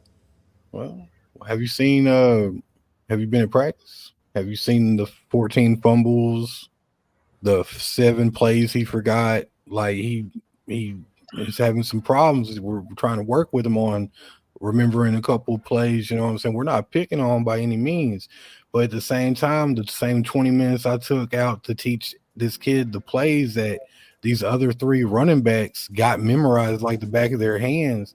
That's 20 minutes I took away from them getting better at their position. That's 20 minutes. Yeah, they got to be at practice. Yeah, so you can't. Got to be at practice, man. I'm not saying that your kid gonna come tell you some crazy shit, because I've seen some crazy shit in youth sports. But at the same time, if you're not at practice to really see how your kid's performing, there are sometimes where they're gonna feel like they're being picked on, and they're not being picked on. They're being challenged. They're being tested to do better than what they're doing, because as a coach, we see potential in your child that you or the child may not see, when we're just trying to figure out the best way to get it out. Right. Well, appreciate Mr. Robbie Jr. coming in, tapping in with us tonight on Ready to Talk Youth Spotlight. Mr. Robbie, before you get out of here with us, please let the people know where they can contact you if they want to go ahead and get their kids signed up in any type of sports that you got going on. And also just any personal shout outs that you want to do, you can go ahead and do it at this time. First, let me start with shout out. I'm gonna shout out every parent, every player that's ever came through and played for me or in the organization that I've been a part of. You know what I'm saying? I really appreciate that. And this year, this coming up fall season, I'll be parting with the on board with the Tigers, youth football at Texas at the Texas High, the Tigers. Texas High is where we will be facilitated out of. Practice right now we got Sunday practices 3 to 5, you know. And yeah. Look forward to seeing everybody out. Dope. Well, again, Mr. Robbie Jr., appreciate you coming in. It's been a pleasure and a blessing. Y'all make sure y'all go tap in with him. And also go check in on this season. Go show some love to him. We've been chopping it up with him. He played some trivia with us. But it's about time for him to go ahead and get his day. Okay, I'm gonna make sure I get you the DJ a game or something. Yeah, hit me up. I got you. I got a new sound system coming in this next week. Matter of fact, so yeah. I'll make sure you be the first. We think about somebody DJ the game. I'll make sure I put your name out there. I appreciate that, man. When you have a blessed night, man, we're gonna get you out of here. All right. Yes, sir. BGB, man, we in here talking, ready to talk, man. Y'all don't go nowhere. We still got plenty of more to talk about. That was our special guest for tonight, man. Great guest. I'm very glad he was able to come in here and chat it up with us, man. You know what I'm saying? Yeah, Spotlight. man. Y'all tune in every Thursday. Youth Spotlight, Ready to Talk. You know, we do randomly Ready to Talks, but we do have a set Random to Talk, which is Thursday. That is a Youth Spotlight. Our past 2 Youth Spotlights, we had on Mr. Cash Willis and then Mr. Kobe Martin. Thank God I remember those names. But we had those guys on, so make sure y'all go tap into them. Actually, Mr. Cash Willis is our second most watched video on YouTube right now, so y'all make sure y'all definitely go tap into that. And of course, everybody's watching the P Diddy video, so y'all go tap into that video that we did as well. Podcast has been going crazy. We've been doing. Oh shit! Look like Cam kicked himself out of the podcast. Don't ever see that shit happen too damn much. Anyway, man, but yeah, Cash Willis, one of the kids I was able to coach last season. Good kid, man. Also Kobe Martin, also another great kid I was able to coach. Robbie Jr., man, appreciate you coming out tonight, jumping on board, doing the spotlight. It's always good to have a coach's outlook, man, especially one of the guys giving up time and being in the community, trying to get these kids less involved in the streets and more involved on the scorecards, if you know what I mean. So, hey, welcome back, buddy. Where'd you go, man? Went on a trip. Yeah, I was trying to click one of the banners and I hit my right click button and hit the back button. So, well, I held it down. That's all good. Yeah, I appreciate that. But y'all, we get into our next segment of the night. Teacher gets fired for being a rapper. Got the on that, man. We're trying to figure out why in the world would a teacher get fired. Now, I did kind of do some reading up on this. It basically states that she has a contract, and the contract states she has to be her public image has to line up with the core values of the school, and they did not per the music video. There was a lot of now that I've heard the music ain't just bad, but it ain't just school. You know what I'm saying? You can see her lips in the video. I understand where they coming from. They talking. Definitely. They talking. They flapping in the wind. You know what I'm saying? You can see all that, but I also seen that she grabbed some of the students from her class and went ahead and shot a music video. So I see that the kids are still supporting, and it also means that hopefully the parents are still supporting her because hopefully they allowed their kid to be in that video and she doesn't see something else coming. But yeah, man, BGB brought this to the light. What are you thinking about this? She got so like rapping. It's crazy, bro. Listen. They let Sexy Red come to the goddamn schools nowadays, bro. They got transgenders coming to the fucking school trying to force that shit. Right. Listen, I don't understand what the problem is. Yeah. Y'all are fucking fine. Listen, y'all know them teachers pulling up them in them fucking Corvettes got OnlyFans and shit like that, man. They selling them pictures like that, Come bro. On, man. Because I've been trying to figure out, man, because you always hear about superintendents finding this. What the fuck you doing on OnlyFans, my boy? Now I understand like that, but if she's carrying herself like she's supposed to at school, right, because no one ever says anything about the biology teacher or the fucking basketball coach that goes down to the local bar and gets shit face hammered every goddamn Friday and grabs on all them females and shit at the bar. No one ever talks about that shit. You know what I'm saying? Right. Like, but by God, she's rapping and shit like that shit. I mean, fuck, she could have been using some of that shit. Like, I mean, bro. She could have. But again, it's a crazy story. Y'all let us know what y'all think in the comment section. Even if you're watching later, you can go ahead and let us know in the comment section. We always keep up to date. But yeah, man, teacher gets fired. That's crazy. You know what I'm saying? Let me know what y'all think. I'm curious to know what y'all think because I just heard about this last week. But we're getting into our last game of the night. I know a lot of people are like, damn, are they gonna play it? Yeah, we're gonna play it. Ready to spell and be, yes, sir. And we got Mr. BGB the Grizz in the hot seat once again tonight because I was in the hot seat last time. So we'll just rotate every episode from now on for y'all. But Mr. BGB, go ahead and since you're in the hot seat, you can explain it to him. I'm gonna let you explain how we run it. All right, man. So this is how I go. I'm gonna get 6 funky ass words from this guy Cam over here, and I gotta see how many of these little suckers I can spell right without getting told I'm a dunce for the evening. You know what I'm saying? So without no further ado, hit me with your best shot. Yeah. For those that don't know, I low-key can sing. So all right. Your first word of the night. Your first word of the night, Mr. BGB the Grizz, is knowledge. Knowledge.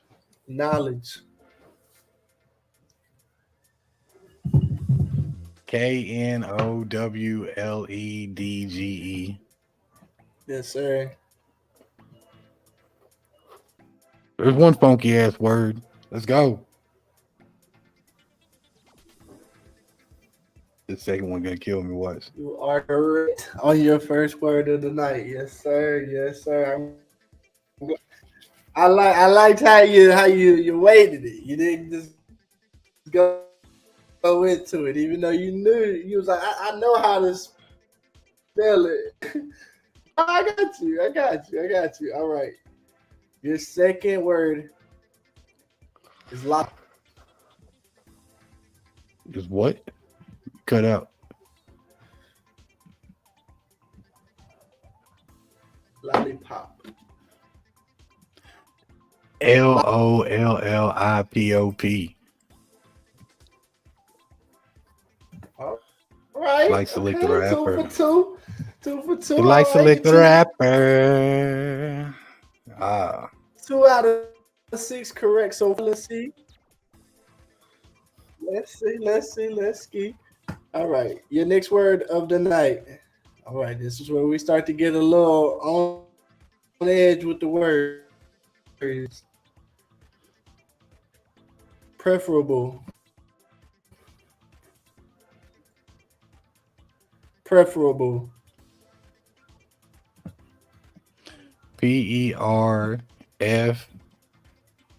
Preferable. RO. Yeah, I misspelled it already. TABLE, because I misspelled it already. I already know I did.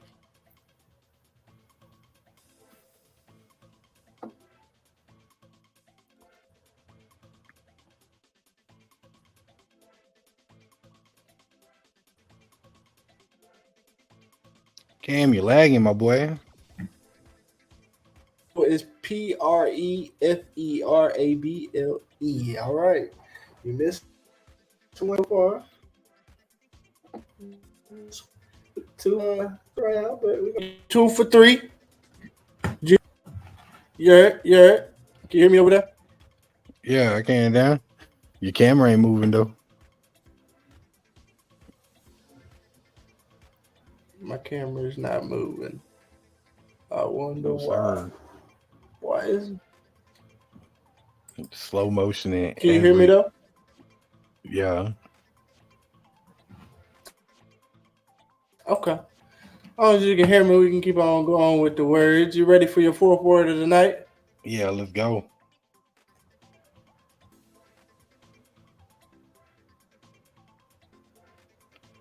All right. Your fourth word of the night is refrigerator. Shit. REFRIEGHTOR.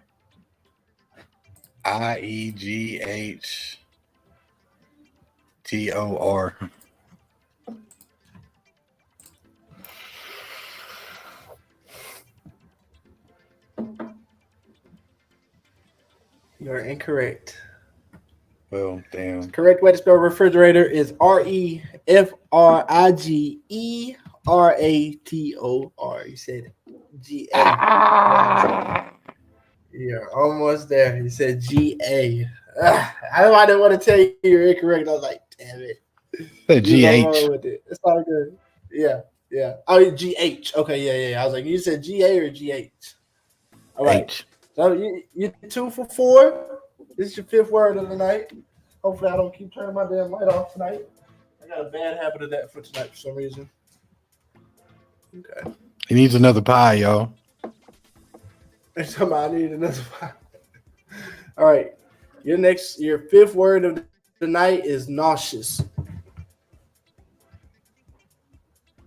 Nauseous.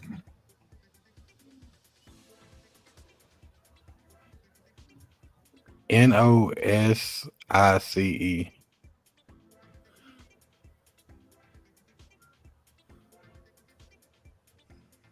No, sir, that is incorrect. Thought you were going to keep spelling. That's why I waited. It is NAUSEOUS. All right, 2 for 5 Hopefully we can get this last one right. We'll be 3 for 6. It'll still be a good night. All right. Your last word of the night. You ready for it? Let's go. Didn't sound like a good let's go. Let's go. All right. Your last word of the night is congratulations. CONGRAULATIONS. Congratulations. You are incorrect. You are off by another letter. It was CONGRATULATIONS. You're off by one letter. 2 for 5. 2 for 6 tonight, Mr. BG the Grizz. It's okay though, because you took a dub over there with Mr. Robbie Jr. earlier in trivia time, so they can't say you didn't do that. And I figured out why my shit was lagging like crazy, man. I had my DJ stuff still on, so it was trying to read tracks and analyze files, and I wouldn't even pay attention. So yeah, that was that. But I appreciate y'all tuning in and ready to Spelling Bee. That's one of our favorite games that we play over here a lot of times. Like, a lot of people like, man, I could probably spell better than y'all. And it's like, okay, well, come on and let us see what you're talking about. Oh yeah, when you underneath the light and the mic is hot, it's a whole different. Yeah. Whole different. Getting into another subject of the another segment of the night. We got 4 states fair. Maybe there's no dollar day. We've had to reschedule it. If you're down here in Texarkana and Arctics, you know that we've had several days of rain and now wind, crazy wind as well, which you can't have people on rides like Ferris wheels while it's winding and things like that. But the no dollar day, which everything is $1, is kind of what people look forward to, and I guarantee it's one of their prominent money days. That too, are expensive. I look forward to the little samples. You know what I'm saying? And I just like the different food. I'm a fatty now. Now that I've gotten older, I'm a fatty. I'm gonna give a shout out to one of my boys out there, Maxwell. The boy got Max smoked turkey legs with the macaroni on top. Yeah, he's out there. Sir. He's out there serving it up, man. If you have not had a chance, Mama and Them's Kitchen, y'all go try them out as well. Mama and Them's Kitchen, one of our vendors for the mental health basketball awareness, the first one this past year. Man, if you ain't been able to try out either one of those, strongly recommend to try them out because you are fucking missing. For sure. But I don't think it's going to harm them if they don't do the dollar day, if they do the dollar day. I think it's going to be a big bummer if they don't. But at the end of the day, they are the fair. And these, 2 days now, they haven't been open, they got to figure out how to make some money. And do they really think a dollar day is going to make money? Well, them $35 wristbands ain't gonna fucking get it for them. I can tell them that. Hey, look, again, this is the fair. It comes once a year. We can go up the street and go about 2 hours and go somewhere else to Oklahoma Fair and stuff, but it's still about what we get. You know what I'm saying? So I understand the prices are what we're paying for now is the food. Rides are shitty. They've always been good and shitty. I'm gonna be real with you though. For $45, man, you can take your motherfucking kid to Six Flags and ride every goddamn thing. I'm just being don't shoot the messenger. You're right. You know what I'm saying? You're right. If I'm gonna spend $35, the Six Flags food is gonna be 10 times what you're gonna pay at the fair. Even though fair food is not, I'm not trying to say fair food is just crazy good either. I don't know. They're about the same price as motherfucking Six Flags food. Shit, I went to Six Flags and them there paid for a burger and fries $26. I said, what the fuck? Which fucking spot did you go to? Because that's not what I. But I also fucking paid like for the little food pass and shit. So see, that's what I'm saying. Yeah, you didn't have to go. I went to the little restaurants. We went out and ate at the little restaurants that they have and stuff like that inside. And they got a couple of them. I can't really remember which one it was because I was a little drunk at that time. But Six Flags and fuck some shit. Yeah, and I'm the worst person to take the Six Flags. I don't ride rides, man. I'm gonna be real. When it comes to riding the rides, I don't do all that. My fat ass is adrenaline junkie. It's higher than me. I'm not getting on it. My fat ass is like strap me in the seat, baby. But I like playing the little games, like the little throw the ball and the rings. And bro, I do all them. I spend money on them. I like them. Them cool. That's what I'm there for. But the other stuff, like riding, and especially at the fair, Final Destination just did it for me. The one where they had the fair scene and shit. You go to Six Flags with me and Cam, you're gonna walk out with two different dudes. It's gonna be the adrenaline junkie. Now I ain't gonna lie. If I go back to Six Flags, I did make a promise to myself I was gonna get on. I forgot what ride it was called, but I did see it. It's like the freeze or something where it goes up. Hey, so look, man. Come back. I got on that bitch by accident. I got on that bitch by accident, and we get up there, and I look down at my son, or you know what I'm saying. I'm like, Dom, I think we fucked up. Yeah, and he's all like, I think we did too. Yeah. Anyway, we get up in there, man. They sit us down and like it shoots you out backwards at first, so you ride the whole ride backwards. Right.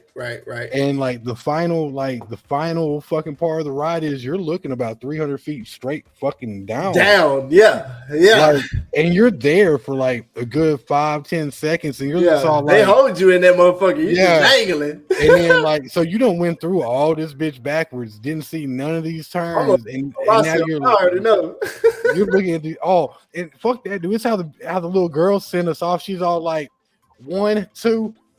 What y'all thought I was gonna say? Bye, and then spin our asses, bro. And then like she was fucking catching everybody, man. Like just fucking their heads up. Like she let this one people. As soon as she said 3, she hit the button. Yeah. She said 3, click. I was like, damn, bro, what happened to 2? Like, I was in line for it the last time I went, and then I chickened out because I always said I was gonna do it just so I can say I've done something. And I feel like if you're gonna say you rode a ride at the fair, it's got to be that one. Because that one, they'll be like, oh, well, at least you did that one. You know what I'm saying? Like, if you didn't ride nothing else, you rode the crazy one. I wanted to ride Batman, man, but I'm not getting on that one. Nor the Superman, none of that. Unfortunately, my oldest, Michael, he wasn't really feeling it, man. He's like, nah, I'm not too crazy about this one. Right. Like, but my son, man, he was there more for the games. He really didn't want to ride the ride. And I like the Looney Tunes shit they got there. That shit's pretty dope. You know, they got that new setup. You know, that's what I'm saying. I like the other stuff that doesn't really pertain to all the crazy rides. They do have a lot of attraction stuff that, you know, it's almost like a mini, what we call Universal Studios type feel. You know, it almost feels like you're immersed into this different type of world when you go to Six Flags. And then, you know, I'm the guy that's weird like that. I'll go right across the street and go to the water park, and I'll ride every motherfucking thing over there. I'm talking about I'll go on the top of this goddamn slide, and it's just something about water that feels way more safer to me than hitting concrete. I don't know. Man, hey, so like I really be upset with the water parks, man, because I'm a bigger dude, and like, so they got a lot. They got a lot of weight restrictions on some shit that's all like, bro, y'all should two-man tubes too. This. Yeah, you know what I'm saying? You can't ride certain. You can't be in the front and then have somebody small in the back because it'll tip it. And then they say you can't be in the back. I mean, they say it's safer to be in the back, but at the same time, you can still tip it from the back. Yeah. So like we went. I took the family down to Great Wolf Lodge, bro. By the way, if y'all have ever went down. I love that shit. Y'all go to Grapevine? Hell yeah, great. I've been there about 4 times when I was a kid growing up. I love that shit. Did y'all do the little wine wizard stuff and all that? Hell yeah, we did. Wow, we got goddamn track star. That's why I didn't get to finish it, but bro, that was my shit. Stuff. Me and the wife, the kids went to sleep. Me and the wife was playing me and my lady something that she's never even been to something like that. Look, fam. Me and the wife, fam, the kids done fell asleep. Me and the wife was decking down the hall, bro, trying to do all the wizard quests and shit like that. Trying to get their name, because if y'all never been to Great Wolf Lodge, they have a leaderboard for the wizard quest that they have there, and your child during your stay gets rewarded for being in the top 10 and being on that screen. They get like little fancy shits and stuff like that, like little gifts and get little little perks of the water park and shit like that. And they have little nighttime story times that, you know, the kids can go to where the adults can safely let their kids go down into the lobby and stuff like that. And not to mention the food there is, I'm not going to lie to you. Put some money in y'all pocket because Great Wolf is an attraction. It is an attraction. I'll be very honest. But also, don't just spend your money at Grapevine, at Great Wolf. I remember going over there. They have a Legoland down there as well in the Grapevine Mall, the aquarium, Rainforest Cafe. It's a ton of shit to go to. So whenever I got my blessing, man, so one thing I did was I took 5 bands and I was like, I'm gonna go take the kids to some shit I've never been to. All that shit. So 5 bands, I went and got one of the big ass suites at Great Wolf Lodge. Got all the water park shit, got all the extra shit they needed for 3-4 days that we was down there.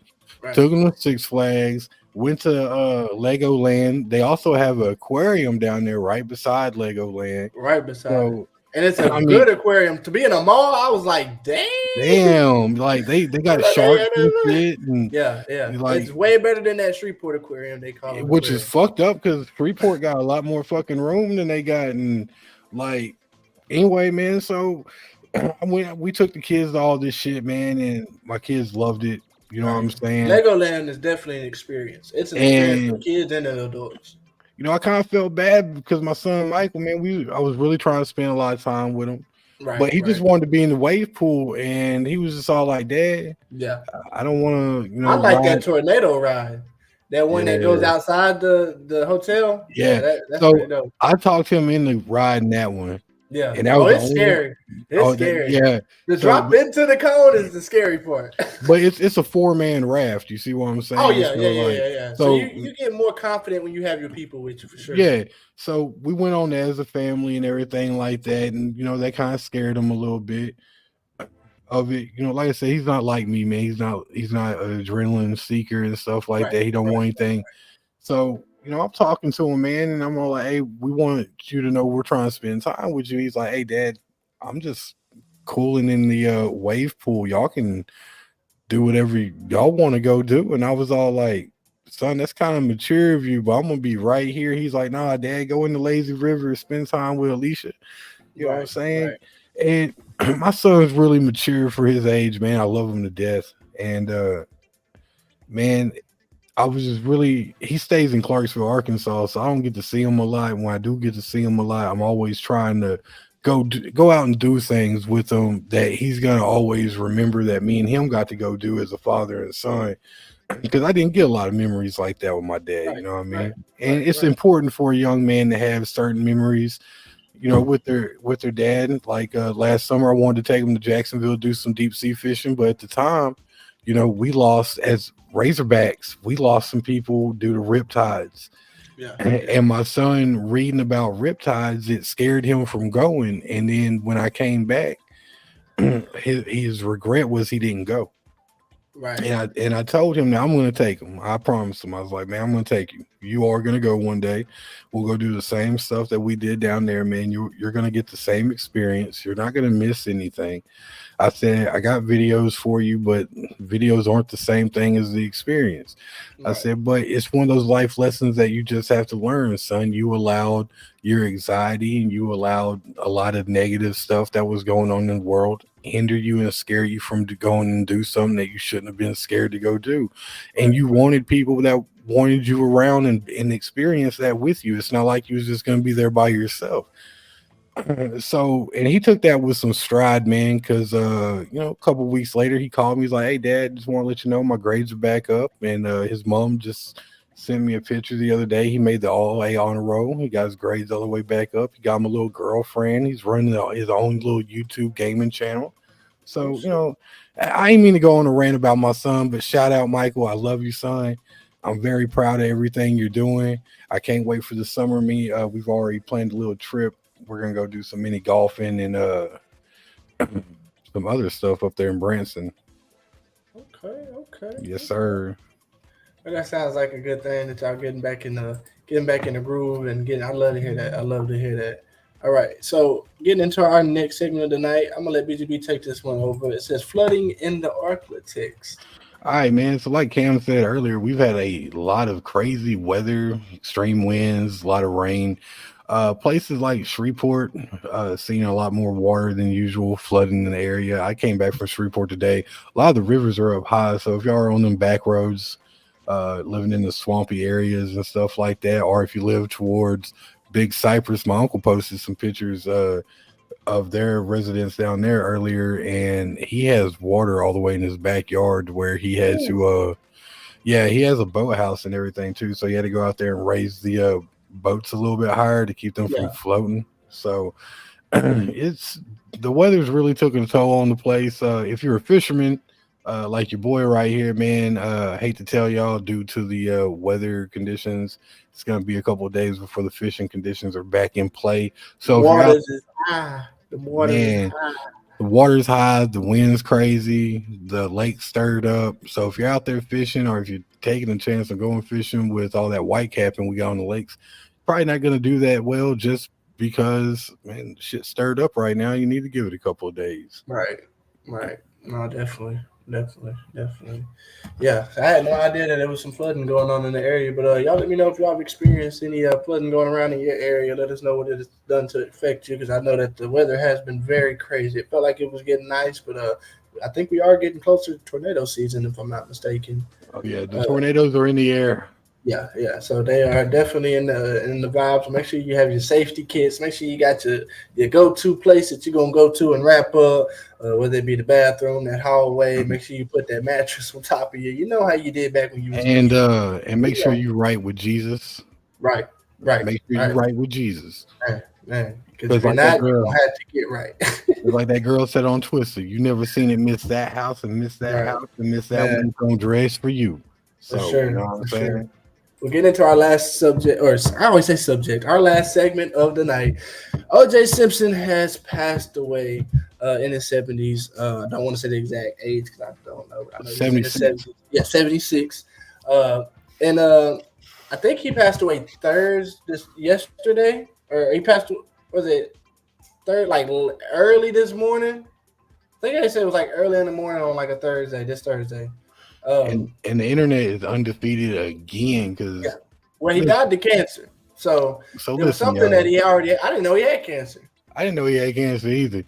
But look, the dude. Listen, the internet been roasting him, bro. It's not good to talk about people after they gone. It's not good. It's bad karma. Stop talking about the man. Listen, the glove didn't fit, so they quit. But I'm gonna tell you, hey, we know. Hey, look, I'm gonna tell you like this. He changed the W to a H. He know. Look, I'm gonna say it like this: the three people that know the truth, because all that shit could have been, hey, it's constant, shit just happened like that. It's actually 4 people. Well, anyway, man, there's 3 people for sure that know what happened that night. All 3 of them are up there, and judgment is being judged. So, if he did it, 4th person is still lingering around here, all on Amazon Prime, Hulu, Netflix, Google. Now, let me tell you. But in all honesty, though, I know a lot of people have their own opinions on it, and I think it's more of just a cultural shock to see that, number one, we didn't know he was unhealthy.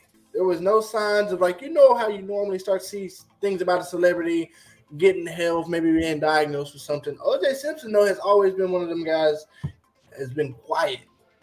He's been very quiet. I say after the trial. Before the trial, O.J. was talking. He was out there. He was doing his thing. But after the trial, after he was set good, man, I haven't really heard him giving updates on his life. So I'm not too surprised to know that it was gonna come out like this. We would just find out. You know what I'm saying? But yeah, it's definitely crazy. And again, like BGB said, don't be talking about the dead. The dead to get you caught up sometimes, and you don't want to be getting caught up out here. Make sure y'all go ahead and tune into us. We are live right now on Facebook and YouTube and on our new Sound Up radio station. Let me go ahead and talk to you about Sound Up radio station real quick. We just go ahead and we do our music 24/7 now.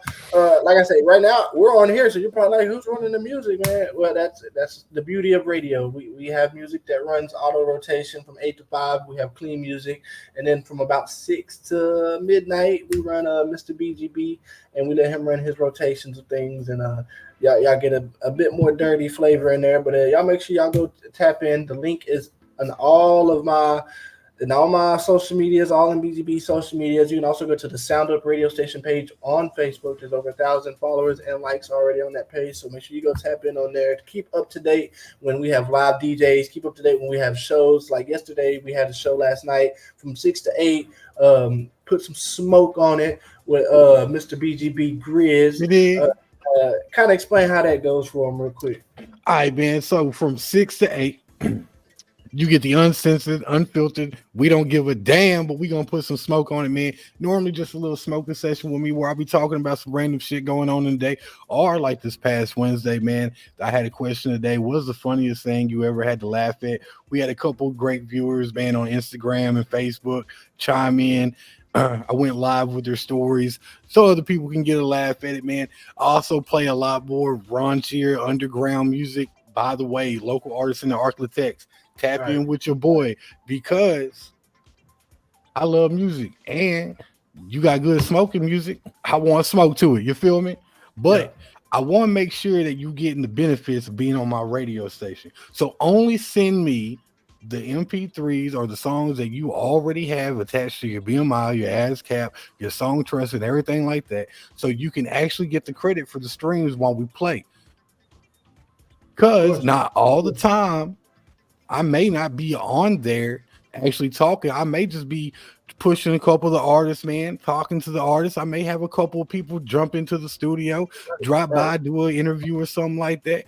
So, you know what I'm saying? You never know what's going to happen. Don't put some smoke on it because all we do is put smoke on it. Right. And again, you can tune in to put some smoke on it on the Sound Up radio station. It's another show that we have coming off there, presented by Mr. BGB the Grizz himself. And he also has another show that's going to be starting up every Sunday, pouring up some with Mr. Grizz. So make sure y'all get in with all that. Like I said, we just got a lot of things going on. Yesterday or this morning, I did a live DJ mix. I was on there DJing, chopping it up.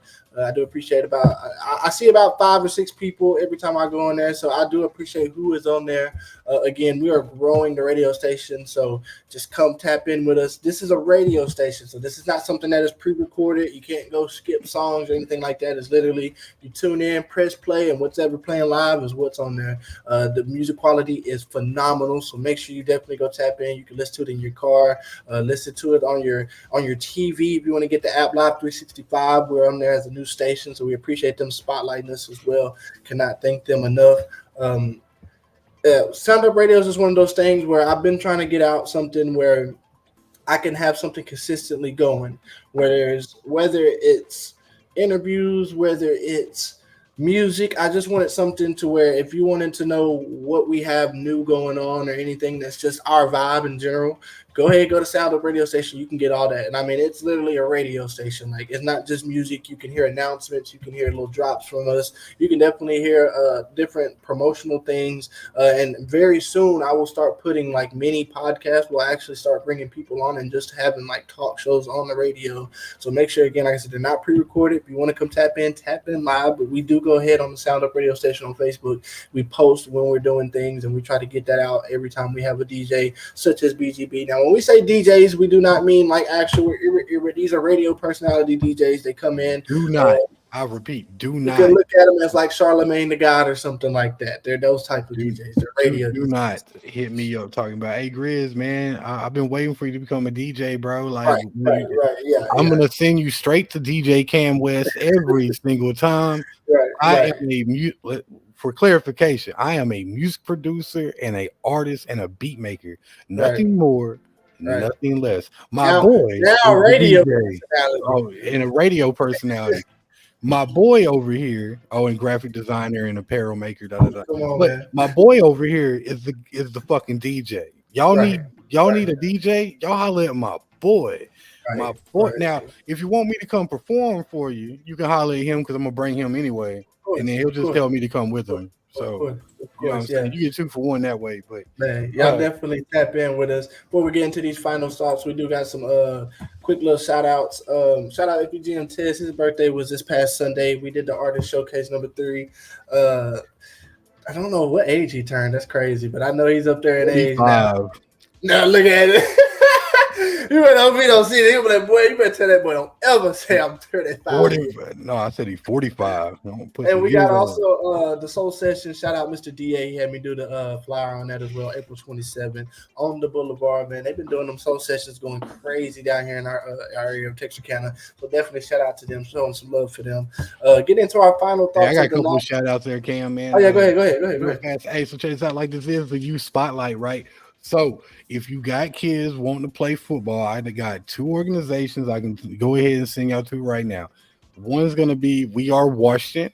youth organization. The Hogs got something special going down over there. You can That's my family. You Mm-hmm. can contact me too if you need to get in that, because that's easy. A lot of people, they kind of already know. They like, yeah, if you need your child to get in there, you can hit me at BGB. We Are Washington is definitely a great route for kids. And don't be afraid if you're on the Texas side. We are very welcoming to the Texas community. So you can also reach out to Kevin Shaw, and I want to say Robinson is the one that's actually over that. Yeah. Don't give me you can reach out to Kevin Shaw for sure. I know he's currently taking recruits right now. Not for sure what age group that he's Kevin coaching. Shaw has a team out there, but there are definitely many other coaches. So I would just definitely get in with Anthony Robinson. If y'all have Facebook, Instagram, get in with Anthony Robinson, or you can just text the We Are Washington page itself. They'll definitely get in with you and get you to Mr. Anthony. But if you are looking for a great coach, get in with Kevin Shaw. He has a great team, a great organization that he's starting up over there at We Are Washington. So y'all definitely tap in. And the other organization would be the one that Robbie Jr. is going to be coaching with. Is the Texas Tigers youth organization over in Tigerland. So strongly recommend. Can't forget this. My bad, King. Don't beat me up next time you see me. But shout out to Coach King and LEYA. That's the Liberty ILO Youth Athletic Association. They also are recruiting for players as well. So those are three great spots that you can take your kids to to get ready for football season coming up. I know a lot of them are running 7-on-7 right now. So if you have any receivers, linebackers, defensive backs, quarterbacks, tight ends, anybody needing a little extra work, man, before we get in the pads, strongly recommend you take them to those three organizations in town and get them signed up ASAP. Yes, sir. Yes, sir.